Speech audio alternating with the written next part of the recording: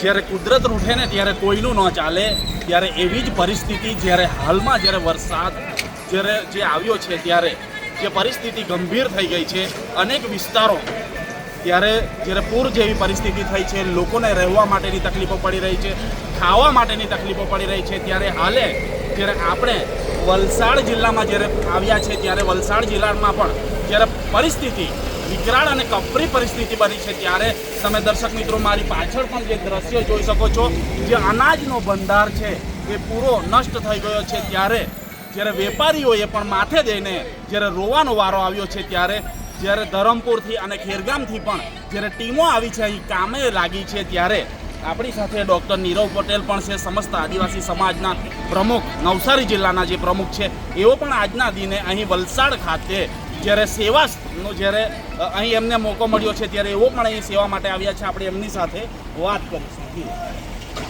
નમસ્કાર, જોહાર. આજે આપણી સમક્ષ તમે જોઈ શકો છો કે પાછળ શિલ્પાડમાં ખૂબ જ દર્દનાક પરિસ્થિતિ છે. જે ધરતીનો તાત કહેવાય, ખેડૂતોએ રાત દિવસ મહેનત કરીને જે અનાજ પકવેલું તે અનાજ આજે ભારે દુર્દશામાં છે અને એકદમ દુર્ગંધ, માથું ફાડી નાખે એવી દુર્ગંધ, ઉપકા આવી જાય એવી દુર્ગંધ આવી રહી છે અને પાણી હાલ ઓસર્યા છે. એટલે અત્યારે સફાઈ કામગીરી ચાલી રહી છે, પરંતુ ઘણી ધીમી છે. અને આથી જે લોકમંગલમ ચેરિટેબલ ટ્રસ્ટ ધરમપુર કોબાનું જે છે એમના જે ઓનર છે નીલમભાઈ, એમની ટીમની કામગીરીથી પ્રભાવિત થઈને અમે પણ ટીમ સાથે સેવા યજ્ઞમાં મદદરૂપ થવા માટે આવેલ છીએ. તો અમારથી બનતી મદદ અમે કરી રહ્યા, થોડી થઈ એટલી કરી છે અને આવતીકાલે અન્ય વિસ્તારમાં પણ જઈશું. અને આ ચિપ્પાડ વિસ્તારને મદદની ઘણી જરૂર છે. તો તમામ અન્ય સેવાભાવી સંસ્થાઓ જે સ્વયંસેવક તરીકે આવીને મદદ કરશો તો ઘણી રાહત રહેશે.